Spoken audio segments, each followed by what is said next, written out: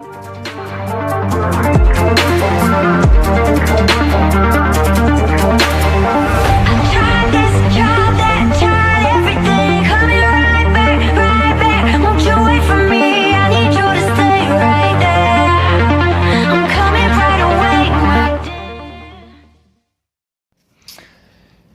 Valley Out, your brothers and sisters, and welcome back to Return of the Earth Defenders, Chapter 13.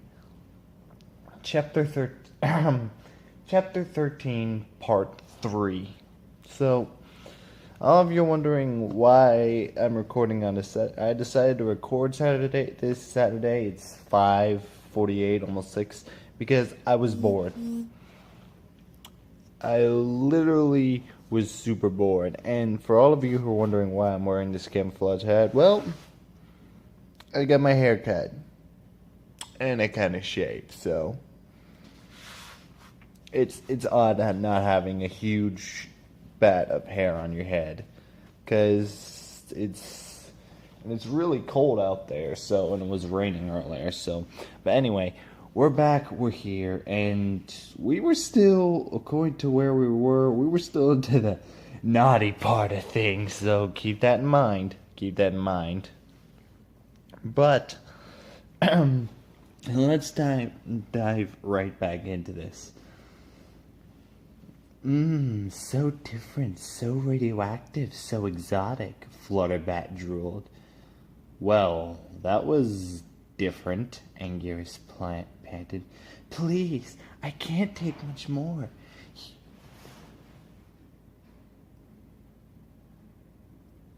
I'm freaking hearing sounds all over the place.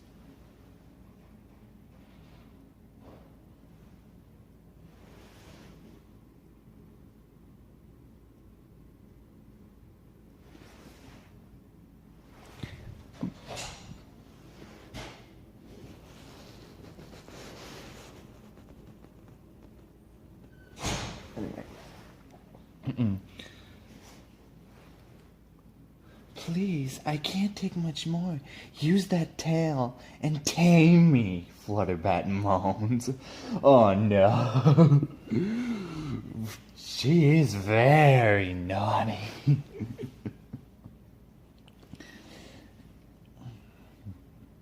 Anguirus quickly got up and locked the door, and did as she requested. The room was then filled with Flutterbat's moans. Oh dear God. Hours had passed. Anguirus and Flutterbat snuggled together in the now messy bed sheets. Ew. Oh my goodness. You could see that Flutterbat had sucked his tail clean, moaning at the sweet taste. Anguirus cuddled the adorable bat pony. She sleeps so peacefully, Anguirus thought to himself. Just then, a portal that led back to Anguirus' home dimension opened up. Anguirus sighed. Sorry, Flutterbat. That's my ride. That's my ride home. I hope we meet again, Anguirus told her. As he began to walk to the portal, he was pounced on from behind. No, don't go, Flutterbat groaned as she jumped on his back and wrapped her front and hind legs around his underbelly. I don't belong here, Flutterbat. I have a war to fight, Anguirus told her. Then I'm going with you, Flutterbat groaned. Flutterbat, my world is much worse than yours. You will be horrified of what's in it, Anguirus warned. I don't care. I don't want to be alone again. And you've tamed me. You've tamed me. Wherever you go, I go. Wherever you stay, I stay. I'm not letting go, Flutterbat groaned loudly. Anguirus sighed. Fine. He went through the portal with a tired Flutterbat sleeping on his back.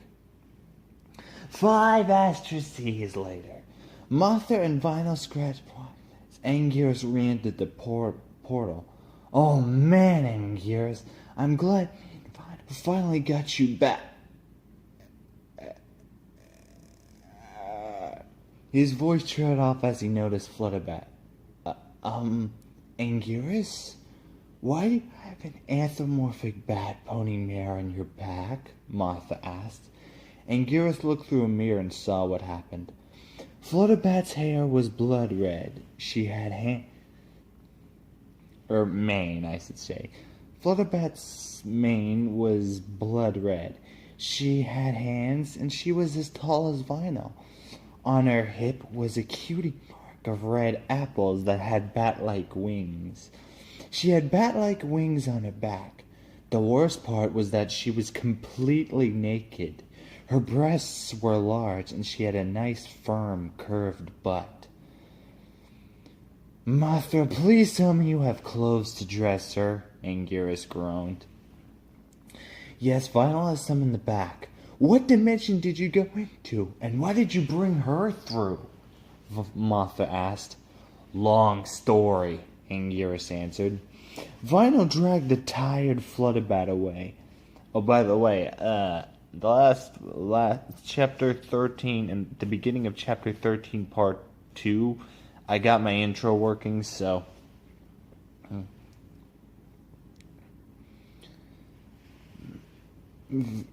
Vinyl dragged the tired Flutterbat away.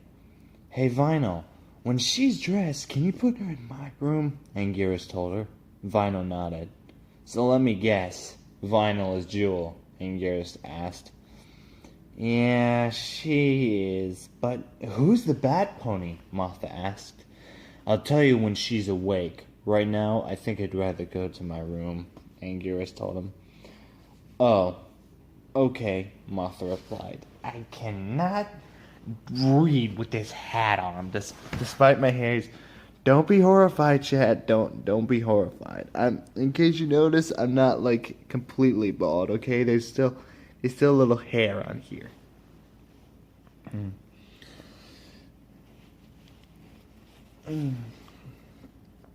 Anguirus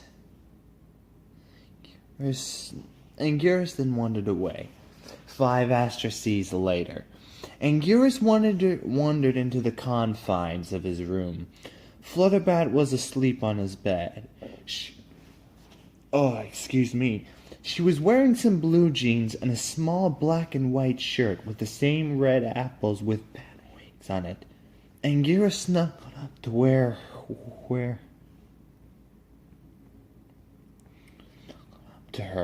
she inflicted a small hum with a smile on her face.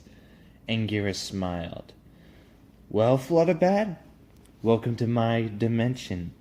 My life is going to be happier with you here, Anguirus told her as the two fell asleep throughout the night. Or maybe I can film with this hat. Let's find out. Hang on.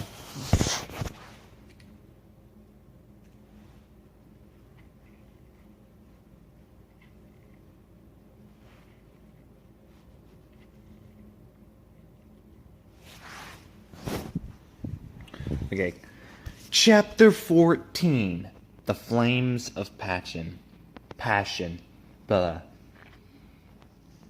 Spitfire let out a sigh that was a mix of exhaustion and sadness.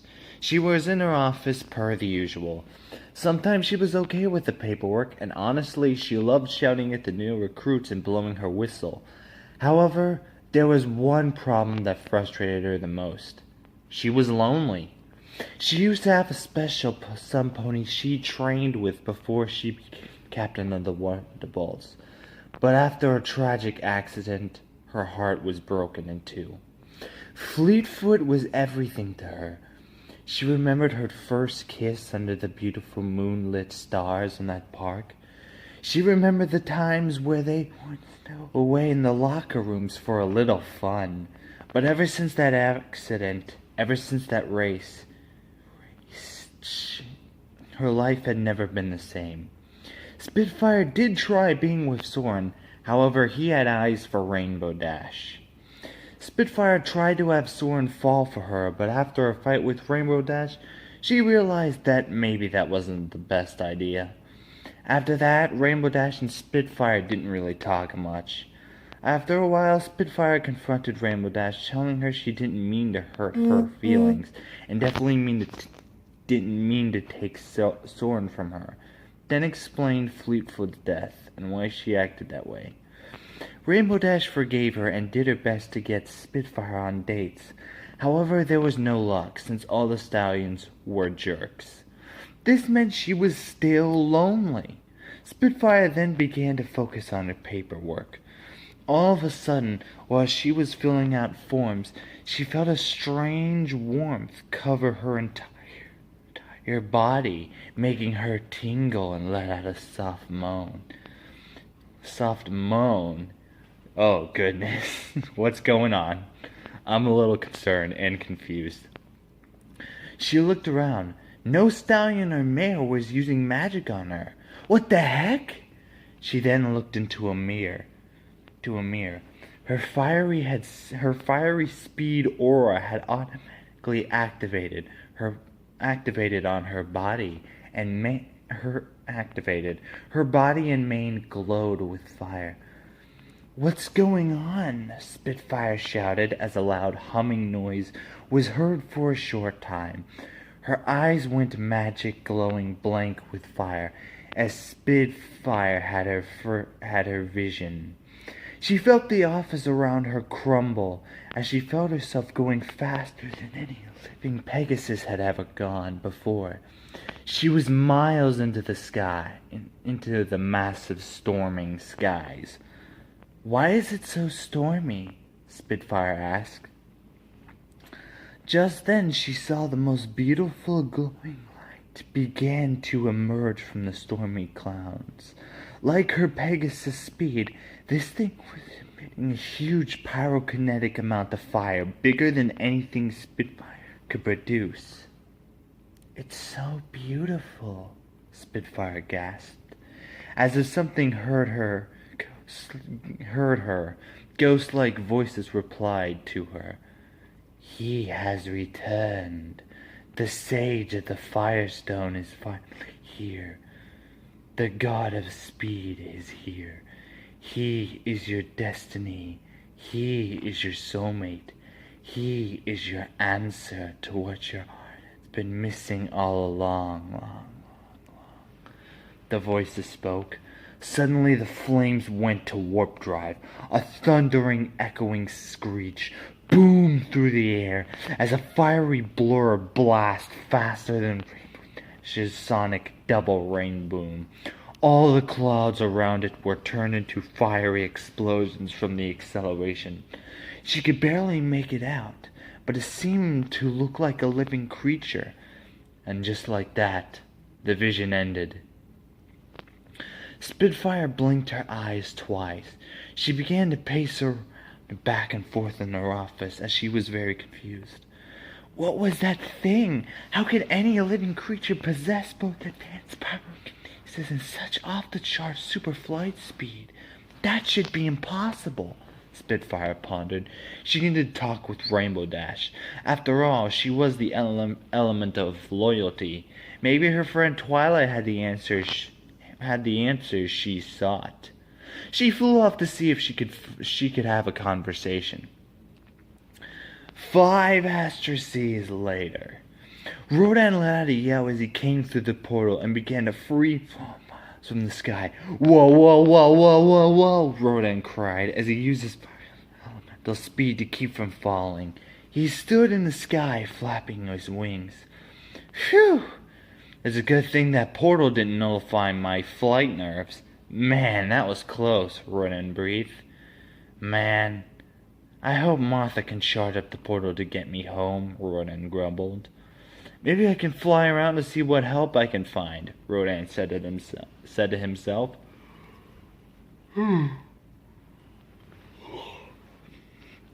Rodan then charged up his flight super speed and blasted off, making the same screech he always used. 5 asteroseas later, Rainbow Dash and Spitfire were slowly flying around so that they could talk. Usually Rainbow Dash wanted to go fast, but seeing the Captain Bullets a little freaked out of a whole fire vision thing and in search of answers, Rainbow Dash decided to make an exception. "I don't know what it meant. My heart felt so warm, wanting, and on the verge of exploding with excitement. And I don't know why, Spitfire told Rainbow Dash. Maybe your vision is telling you that you're not going to be alone and have a special sun pony again, Rainbow shrugged. Perhaps, but who is this sage of the Firestone? What's he like? What type of creature is he? I have so many questions, Spitfire told her. Whoever he is sounds awesome. Whoever he sounds awesome. I wish my speed could go that fast, but I've barely napped into doing a double sonic rain boom. This guy sounds like he's much faster than that. I hope we can meet him soon, Rainbow Dash said excitedly.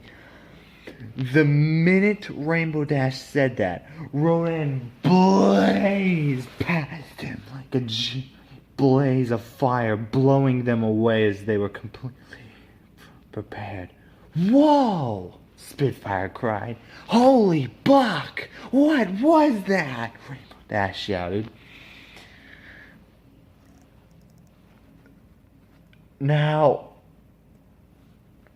there are many terms to why Rainbow Dash said that, but due to them leading to a lot of perverted reasons that no one wants to hear too, I'm not going to explain it. Y'all want to listen, do this, you're going to have to go to the weird side of YouTube, pal. I'm not going to do it, trust me. Let's go find out, Spitfire shouted. They both raced as fast as they could after Rodan. Rodan realized he was being followed. Well, some hotshot flyers think they're pretty fast, huh? Let's see how good they are, Rodan smirked. He sped up as fast as he could. Rainbow Dash and Spitfire chased after him. Rodan then did mid-air super sharp drifts that gave him extra speed. Rainbow Dash struggled to maintain the turns while Spitfire was lucky to keep up.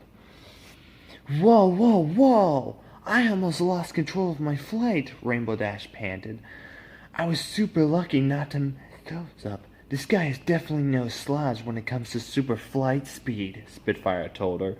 Rodan looked back only to smile at his chasing opponents. They're good, but they're not used to super speed flying. Time to see how far they can go, Rodan thought to himself. Rodan then dived into a tight forest, easily dodging and just burning every tree in his path. Spitfire and Rainbow Dash were amazed how skilled this fire was. Quick, let's see if we can cut him off, Spitfire shouted to Rainbow Dash. They then closed as fast as they could to the opposite end of the forest, but found to be a hair off a few milliseconds too late as Rodan appeared out of the forest, rapidly speeding up. How are we going to stop this thing? Rainbow Dash panted. Spitfire was also running out of breath. Come on, we have to try, Spitfire told her. They then sped as fast as they could. Rodan wanted to get a close look at his opponents, so he slowed down long enough for them to catch up, arched his back and wings as he banked upside down as hard as he could, barely missing the skins of their fur as he checked out who his opponents were. He almost laughed. 2 equestrian pony Pegasi mares? Ha! Though I do admire their tenacity, they have much to learn about super flight speed before they are able to catch me, Rodan thought. Excuse me. He then sped past them as he prepared his trump card speed move.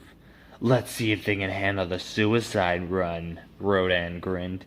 He then used his maximum speed to rapidly gain a huge amount of altitude. Both Rainbow Dash and Spitfire pursued. The air around them grew colder and colder as Rodan went higher and higher and higher, going past the barriers and almost reaching the end of this dimensional Earth's atmosphere. Rainbow Dash couldn't hold much more, and Spitfire could barely keep herself together. Spitfire, I can't do this, Rainbow Dash whispered as she fell unconscious, falling back down through the atmosphere. Rainbow Dash, Spitfire said drowsily, as she started to lose consciousness. But as she entered the atmosphere, she began to wake up, realizing the predicament her friend was in. Rodan watched the whole event unfold. That blue Pegasi mare is unconscious, even though I don't want to.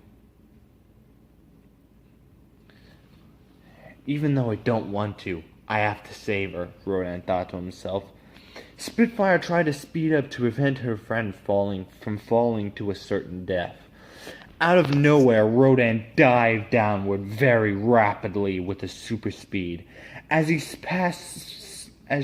passed Spitfire, she immediately recognized the fiery blur as the same one that she saw in her vision. Rodan reached Rainbow Dash, grabbing her fast as he realized because of how light she was, she wouldn't slow their descent.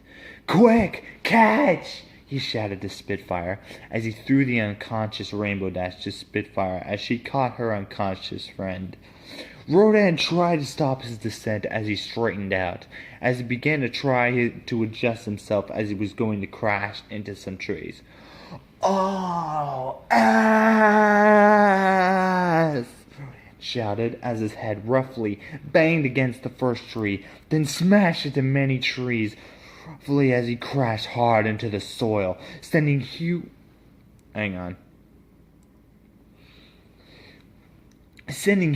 clumps of dirt and soil flying as he crashed, flipping, smashing, slamming into the hard earth until finally coming to a stop. Rodan's vision was blurry as he felt blood pour out of his head, nostrils, wings, and legs. He could easily make out the yellow blur that landed in front of him. Spitfire couldn't believe what she was seeing. The creature that had crash-landed wasn't a stallion. In fact, it wasn't a stallion at all. He had the head and wings of a firebird, except there was one thing that was different.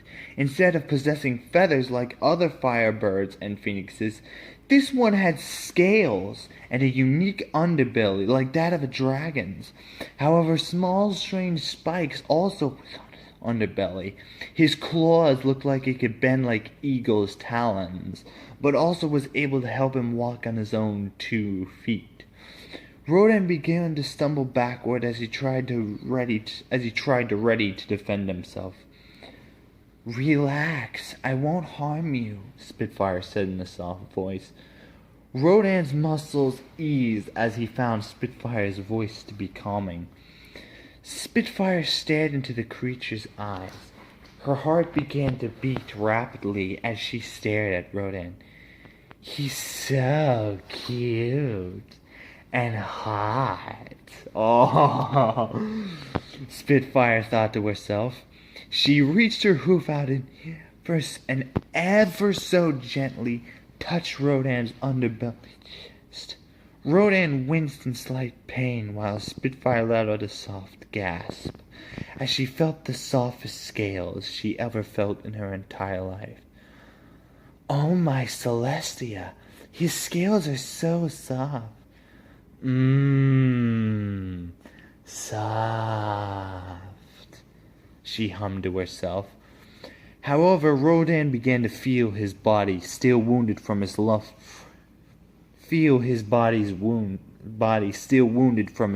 landing as he blacked out. Spitfire snapped back to reality as she realized Rodan's condition. Don't worry, I'll get you some help, Spitfire whispered as she took him to a secure hospital. 5 asters later. Celestia, Luna, Cadence, Shining Armor, Spitfire, Twilight, Applejack, Fluttershy, Pinkie Pie, and Rainbow Dash all stared at the unconscious Rodan who was on the operating table. Rainbow Dash had woken up long enough to help carry Rodan to Red Heart's hospital. Rainbow Dash then called her friends, who in turn called the princesses who were standing in front of the strange creature. They all looked at Nurse Redheart, who looked at the creature with a unique specimen before her. I've never seen anything like it. Redheart broke the silence. Princess, can you tell me what creature this is? Twilight asked. It looks familiar somehow, but I can't recall what kind of creature it was, Celestia answered, pondering her thoughts. I have to agree, sister. I've never seen this creature before, yet it seems familiar. Why? Luna asked. I'll find out as much as I can, Nurse Redheart informed all of them as she got her equipment out. So that thing was not only the creature me and Spitfire were using, but it risked its life to save me? Rainbow Dash asked, still shocked about what Spitfire told her. Yes, it was able to survive the vast cold of almost entering space.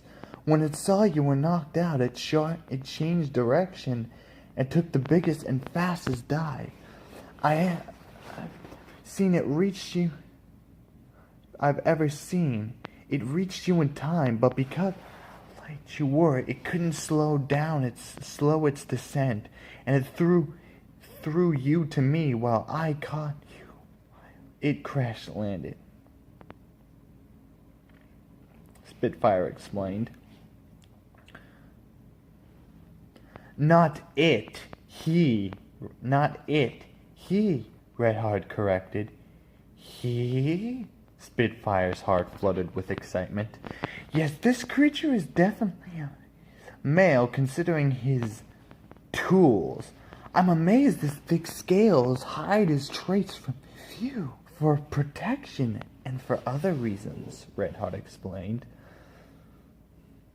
This isn't the time to be ogling at other creatures' sex tools, Redheart. Well, I guess that's one way to put it.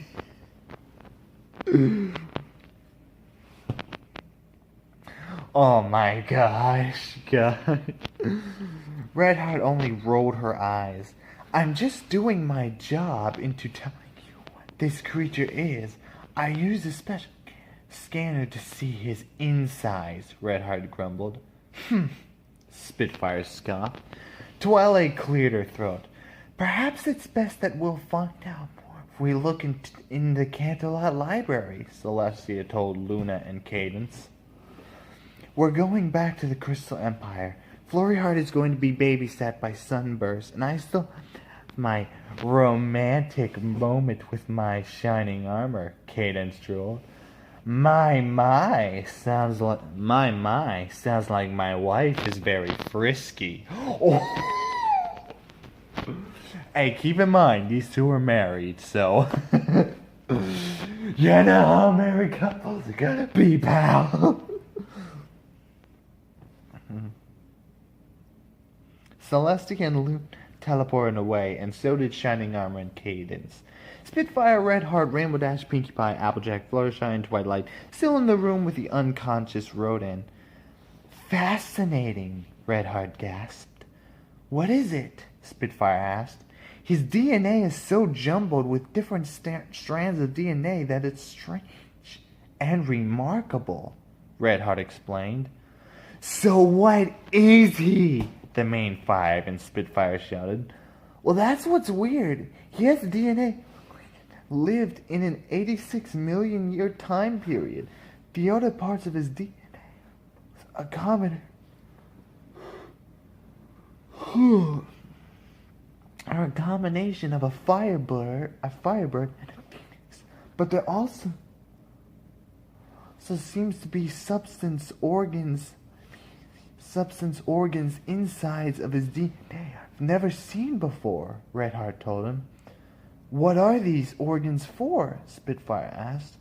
Well, this one seems to act both as a natural heat and oxygen rebreather. Super cold temperatures, Redheart explained. The organ is devised to make this creature survive in the vacuums of space. The organ is devised to make this creature to survive in the vacuums of space, Spitfire realized. Exactly. His speed there allows it to be stay fast in space and in atmosphere. Explained further. What I recently noticed that this creature took a few major wounds, but it has strange energy that is rapidly healing its own wounds, Redheart explained. And that's going to end this here, guys. I hope you all enjoyed. This is Predator 2525 signing off.